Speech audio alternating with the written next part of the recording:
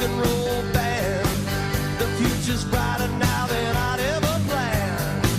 I'm 10 times richer than my big brother Bob, but he's got a haircut, he's got a real job. Boa noite, São Paulo, boa noite, São Caetano, boa noite, Brasil. O programa Universo Rick está no ar e a partir de agora você tem um encontro marcado com o lado Z da cultura do Grande ABC e de toda a região metropolitana. E quando a gente fala em cultura, a gente tem que expor a cultura para todos os ângulos, seja na música, na literatura, nos quadrinhos, nas artes gráficas.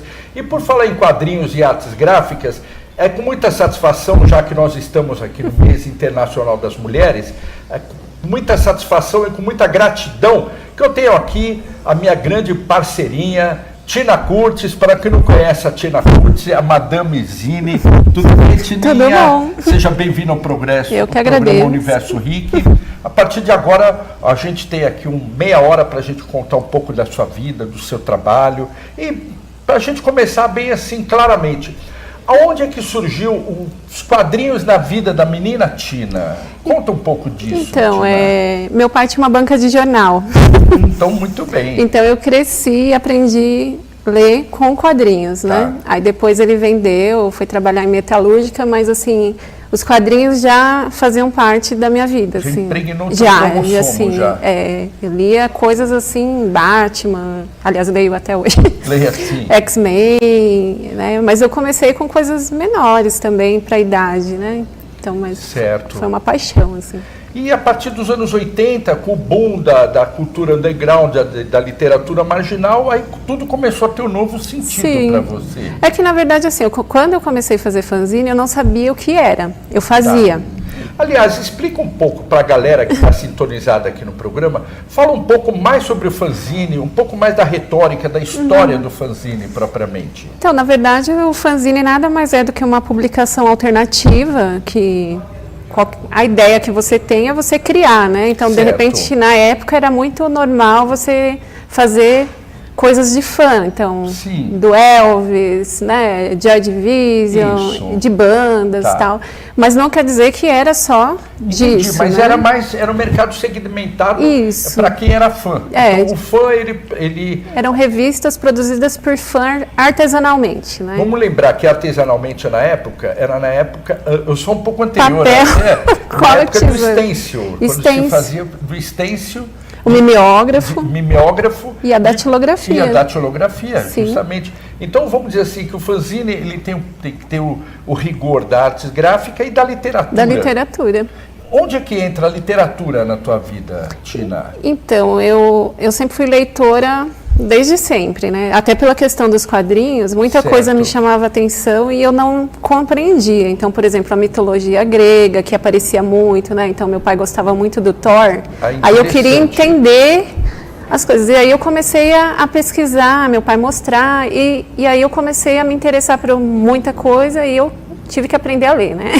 Interessante isso, né? Porque eu vejo hoje, nesses dias em que as gerações mais jovens eles estão tão impregnados com tanta tecnologia, de laptop, de smartphone, qual é a brecha que você consegue entrar na vida de um jovem que está tão, vamos dizer assim, tão mumificado com tanta tecnologia? Eu acho que é justamente quando você vai para o artesanal. É quando você tem que criar, né? Por exemplo, quando eu vou dar uma oficina, eu falo, gente, desliguem o celular. A partir de agora... Você desligou o celular? Desliguei. Então tá bom. A partir de agora é criação. Então, a criação tanto literária ou visual, de quadrinho, você tem que ter uma criação, tem que ter uma inspiração, né? Sem dúvida. E, na verdade, o pessoal se preocupa com lápis X, com tanta coisa, e, na verdade, você ali com uma caneta, um papel, você cria, né? E o mais interessante de tudo, assim... Xeroca. O mais interessante que eu diria assim do fanzine é que ele tem um aspecto monocromático, né? Sim. De ser preto e branco. É uma característica do zine não ser colorido? Embora eu já vi fanzine colorido. Não, aqui a gente tem né? Mas eu acho que a rigor, quanto mais rústico, mais valor. Então, eu sou assim bem old school, assim, eu gosto dele bem... até a colagem, assim, em cima da revista Mostra mesmo. Mostra um pouco dos seus fanzines, do seu trabalho aqui. Eu vou mostrar. Galera, hoje nós estamos entrevistando aqui Tina Curtis, Aliás, Tina Curtis, uma curiosidade, eu sei, mas vamos deixar contar aqui, vamos revelar aqui para o pessoal que está sintonizado no programa Universo Rick, de onde surgiu o Tina Curtis? Então, o Tina, na verdade, é o diminutivo de Cristina, né? Certo. E meu nome é um nome muito comum, porque, por exemplo, a maioria das mulheres que tem o Cristina tem o mesmo nome que eu. Então, na mesma escola, tinham várias né? Tinas. Várias, Cristina, né? E aí o pessoal começou a chamar de Cris, e aí não foi pegando. E eu também não gostava, assim, desse diminutivo. Do Cris, eu ficava olhando Cris. Aí Tina, de repente, Tina. Aí o pessoal, nossa, você parece a Tina. Vamos lembrar que a Tina é aquela personagem do Maurício de Souza, aquela menina bicho grilo. Grandona, que usava com as roupas estranhas. Que ela era tal hippie bicho grilo. E era eu na adolescência. Tipo, eu sempre e o Curtis, vamos falar do Curtis. O Curtis é aquela paixão da minha vida, né? Tipo, eu comecei a escrever as poesias e minhas poesias têm uma tendência muito soturnas, assim, né? Bem mais para o lado gótico, uma coisa pós-punk, assim, muito rebelde, inclusive, né? Isso. Então, eu acho que a marca da minha poesia é justamente essa junção da alma gótica com atitude punk, isso, né? E aí o pessoal começou, eu ia para o Madame, para os lugares, a Tina Curtis. Por causa do Joy Division. Exatamente, deixando claro aqui que o Ian Curtis, vocalista do Joy Division, foi a fonte de inspiração da onde a Tina surrupiou, passou a mão no sobrenome Curtis. E pegou. Pegou, né? Tipo, eu comecei a assinar meus poemas como Tina Curtis e parece que eles criaram vida, assim, foi uma Sem coisa... dúvida. Criou uma identidade. Criou uma identidade.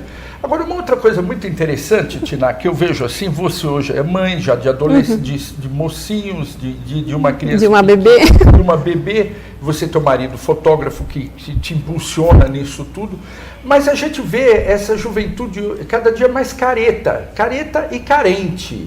Careta, num certo momento, que não admite opiniões, que ele já nasce pré-estabelecidos, pré-concebidos, já tem uma metodologia de trabalho que é difícil de lidar, e ao mesmo tempo carente não de informação, afetivo, mas né? Carente de afetuosidade. Como que você lida com isso como socioeducadora, como arte educadora, dentro de uma sala de aula? Então, eu vejo que a arte educação, o diferencial mesmo, assim, do ensino não formal é justamente a questão de afetividade, né? Todos os meus alunos, assim, eu posso contar no dedo, os que não, todos falaram, prof, a partir do momento que eu me senti alguém na sua sala de aula, foi o momento que eu comecei a perceber que o mundo é diferente. Que coisa, né? Então, a relação de pessoa veio antes da arte, né? Então, eles começaram...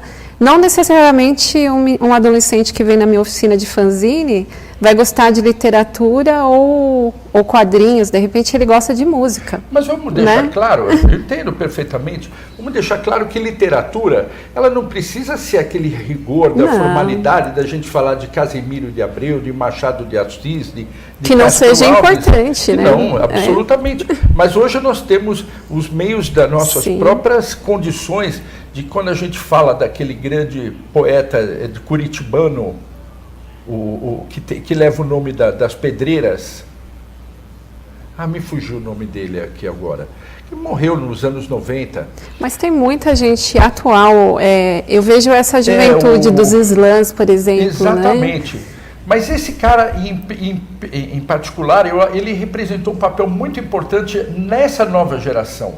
E o que eu acho mais importante, tão importante quanto também, é a gente ver o garoto, a garota, até que, por vezes, muitas vezes nerd, né? Nerd. Porque tem aquela questão de que o nerd ele é taxado muitas vezes de submisso. Ele sofre o bullying, né? Como eu na escola. Eu gostava de ler, eu era alta demais, magra demais. Então eu tinha todo o estereótipo. A primeira coisa que eu gosto de trabalhar no coletivo... Lembrei, Paulo Leminski. Leminski. Dá licença, galera. Lembrei aqui. E aí você consegue, hoje em dia eu consigo observar isso. Por exemplo, no contato, né? Então, o que a gente pode fazer para o respeito do indivíduo, né? Então, vamos dizer que aquele bullying que você sofreu na tua adolescência, hoje você consegue reverter isso. Eu reverto isso. É um grande barato, né? Porque quando a gente sofre na pele, assim, a gente consegue... eu acho assim, você não pode ficar se vitimizando. O que eu faço para mudar isso? Exato. Né? Por exemplo, eu não queria que meus filhos passassem por isso, até porque eles têm a minha genética, todos são altos e magros, né? Você conhece, você sabe. Exato. Valentina já está enorme. Já está enorme. E aí é o tempo todo, poste, o Val de Cutucar, Estrela, bom, eu era Olivia Palito, né? Eu sou quatro-olho desde criancinha, então, o que a gente faz para mudar, né? Exato. Eu acho que a arte também acaba socializando mais, né? Você vê como todo, não como... Exato. E o Café Ilustrado, fala um pouco desse teu fanzine, que ele já se tornou uma referência aqui do ABC, principalmente de Santo André, não é? Ele é o meu xodó também, porque ele é uma coisa de família, né? Olha aqui, olha, galera. De memória. O Café Ilustrado é esse fanzine bacanudo da Tina, que é baseado no café. Tudo isso é baseado... Na verdade, são poesias estilo haikai, porque são poemas bem curtos, né? Certo. E são poesias, na verdade, do cotidiano, que é aquela poesia do olhar das coisas que a gente está deixando de observar, né? Então, o sol que estava lindo quando a gente chegou, né? Aquela pessoa passando assim, de repente observando alguma coisa. E as pessoas estão deixando de fazer isso, né? Eu costumo brincar assim, que as pessoas hoje não prestam mais atenção na linguagem das calçadas. Isso. Né? Hoje a velocidade é tão grande que ninguém mais olha um buraco na rua, Tá todo mundo lá, né? Tá assim, todo mundo assim, bitolado. Você vai num show, você tá filmando, você não tá curtindo o show. Exatamente, não é? E diante disso tudo, a tua ideia de que você vê como futuro, o que você está enxergando como futuro? Hoje, vamos até dizer, galera, hoje está sendo um dia bem atípico. Bem triste. Para gente que trabalha com arte, com cultura, porque, puxa vida, aconteceram duas coisas tristíssimas. Ontem aqui na greve dos professores e ontem no Rio de Janeiro, que foi um absurdo tudo aquilo. Qual é a tua visão disso, Tina? Olha, eu acho que a gente está caminhando para um momento bem difícil, né?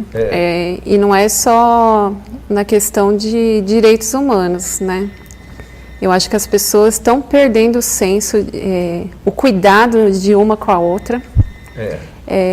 Essa nova geração é uma geração que está crescendo totalmente egoísta, né?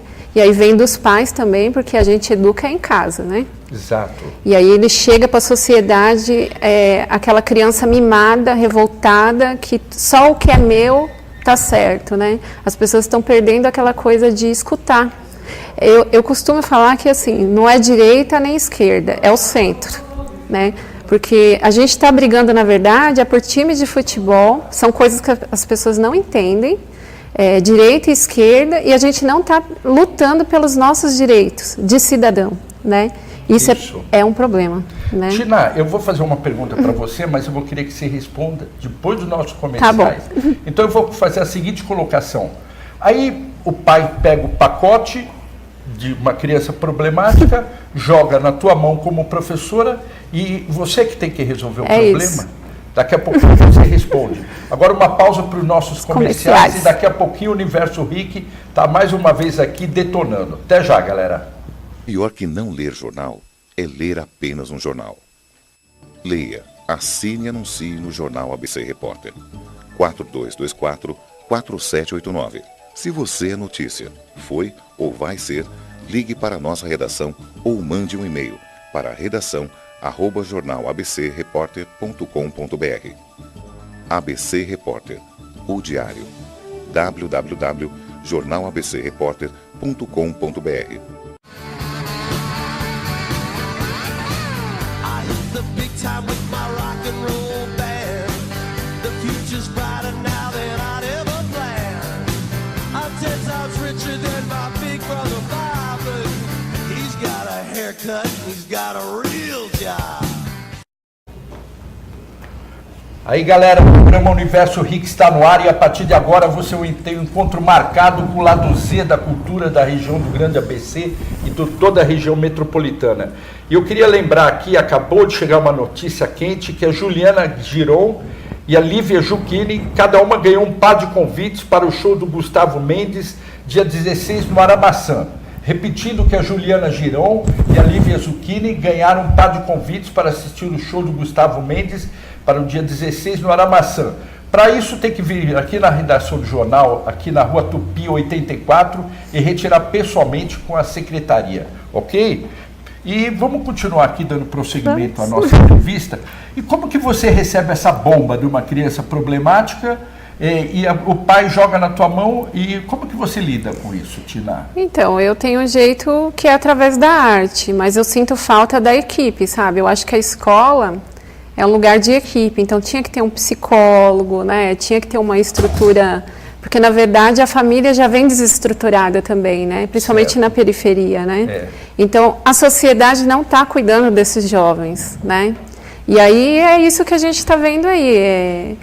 A gente pensa que em tempos de tanto caos, desemprego, né? O que vem dessas famílias? O que é mais fácil, né? Exatamente, né? É mais fácil a gente jogar e culpar os pais. Você confinar uma criança na creche o dia inteiro. À noite o pai da criança pouco vai ter tempo de lidar. Chega na adolescência, vão acabar indo para a FEBEM, né? Exatamente. E aí já é outra questão. E você, né? como, vamos dizer assim, como professora da Fundação Casa, onde que você consegue ver que o fanzine... Olha que interessante isso. A Tina, ela foi professora, sócio-educadora, muitos anos da Fundação Casa. E como que é lidar com uma geração tão diferenciada, fala de filosofia, de literatura, de arte? Existe alguma brecha que você consegue entrar no perispírito, propriamente falando, de uma alma tão... Eu acho que a gente vai fazendo provocações, né? Então você vai trazendo algo que ele se identifica para poder trazer, no caso, para a arte, né? Então o fanzine é só um artefato, né? É só uma desculpa, né? Entendo. E aí você pensa que o fanzine, que é a coisa mais libertária que eu conheço para falar de qualquer coisa, né? Porque eu posso fazer um fanzine de qualquer coisa, que é a palavra-chave é liberdade de expressão, eu vou dar voz para quem não pode expressar, né? Mas você está criando dentro dessa pessoa que está confinada, desse indivíduo, um passaporte para que ele consiga se tornar um indivíduo... Eu costumava brincar que o fanzine para a gente lá era o nosso portal mágico, era o portal para o outro mundo, né? Exatamente. Porque, por exemplo, aqueles que não tinham vontade de nada, em 3 meses de oficina, né? Tudo mais, eles estavam lendo, estavam produzindo, eu sempre trabalhei muito visual, então a fotografia, o grafite e a literatura em si, porque eles também gostam, muito quadrinho, né?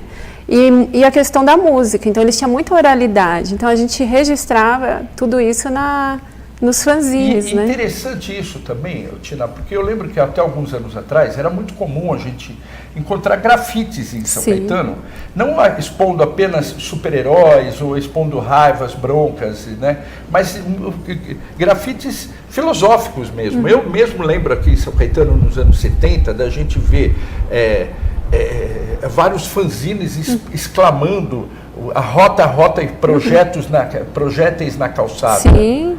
Não é? O fanzine e o grafite eu acho que são... irmãos. Sim, de formas diferentes, mas eles são totalmente politizados, né? Sem dúvida. A relação com a cidade, com a política, com a cidadania. Pelo menos eu falo que a minha universidade de zine não chega 1/3 do que eu aprendi na escola. Interessante, né? O que o fanzine trouxe para mim de vida, não tem nada que me trouxe assim...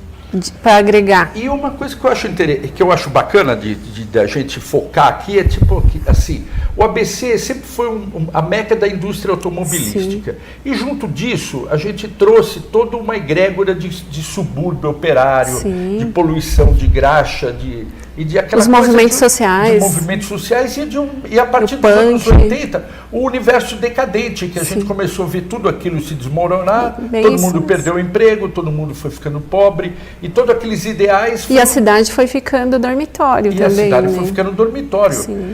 Como que você enxerga, como é que você faz essa leitura dos anos 80, onde que você praticamente foi inserida, e você, não apenas inserida, mas você se tornou a primeira dama do fanzine nacional? É engraçado porque no momento eu acho que eu tô...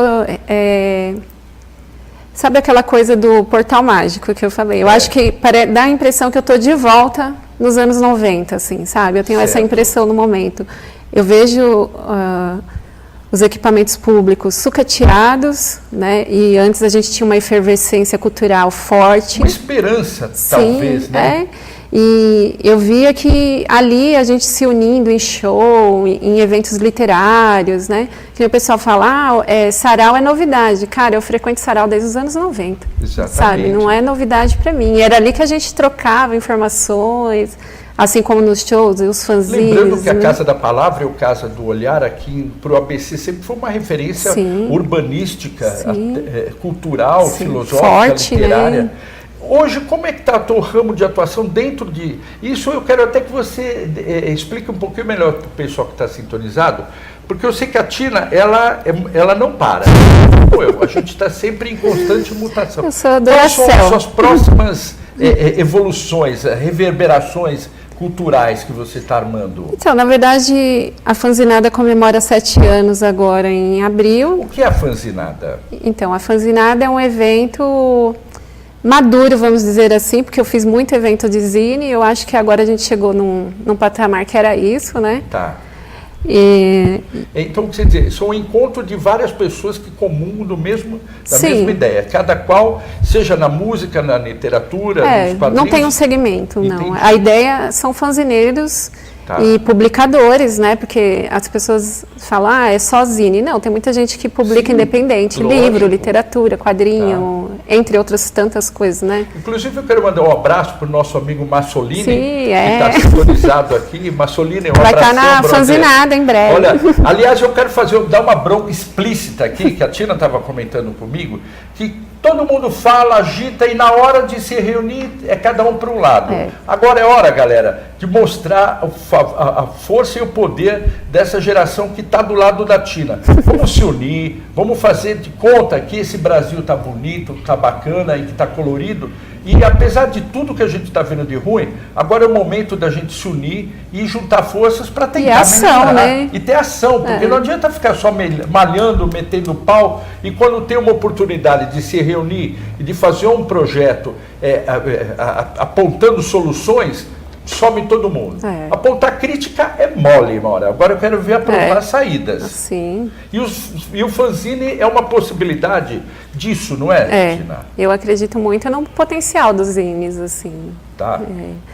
Quanto poder transformador, politizado, né? Porque a informação, ela é filtrada, né? Sim. Ela é bem específica, né? Então, você passa esse fanzine para outras pessoas e são pessoas que têm o mesmo sentimento que você. Então, não é uma coisa que você compartilha na internet e esquece daqui 5 minutos, né? E lidar com a dificuldade de que a pessoa está dentro de um trem, de um transporte público, muito mais interessada no Instagram, no Facebook, do que propriamente ler um café. Uma leitura. Uma leitura.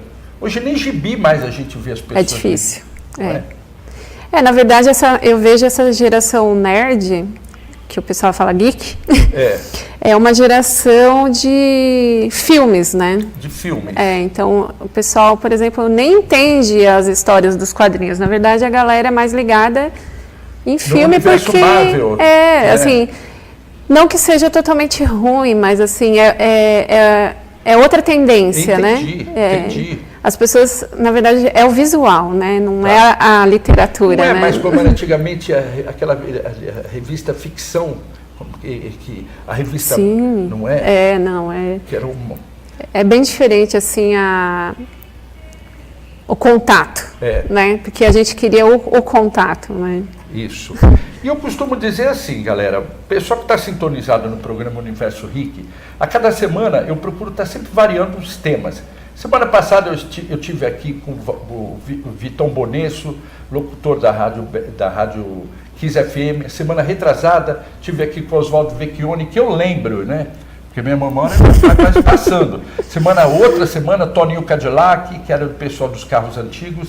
E aí eu procuro a cada programa trazer um convidado que tenha um mínimo grau de afetividade, de afetuosidade. Porque senão não teria sentido a gente estar fazendo um programa falando de uma pessoa que não tem nada a ver com a nossa realidade do Grande ABC. E o fato da Tina estar hoje aqui falando um pouco disso tudo, ela como mulher, eu quero que você fale hoje, Tina. O programa nosso já está praticamente acabando, mas a gente consegue esticar um pouco mais aqui ainda. Como que você vê hoje, com as lentes, com a retina de mulher, a dificuldade do universo masculino?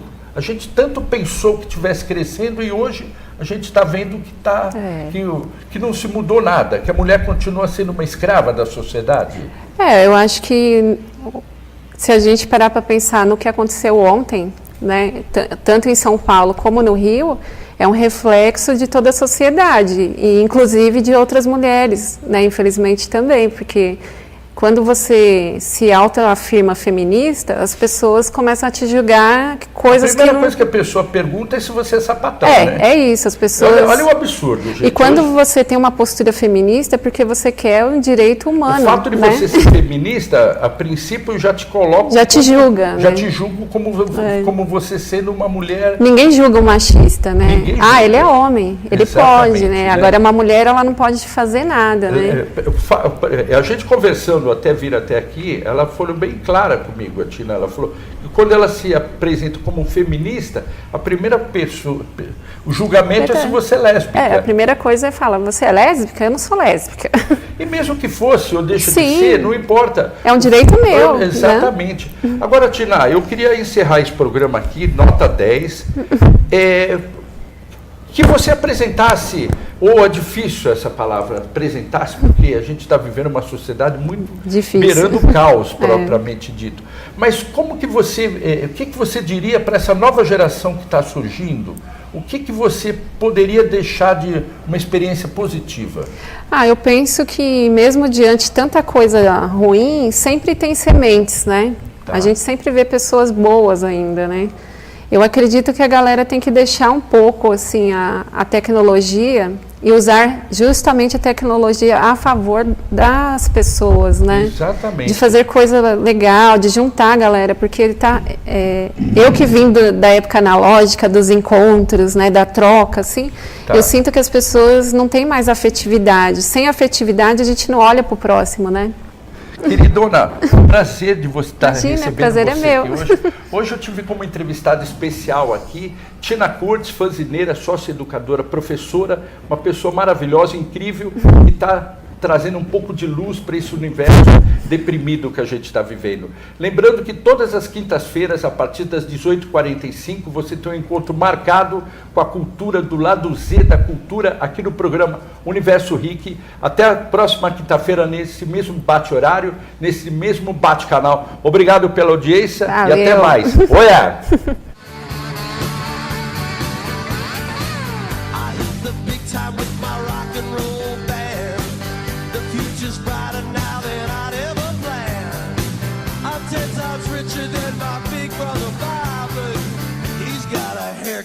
He's got a real job.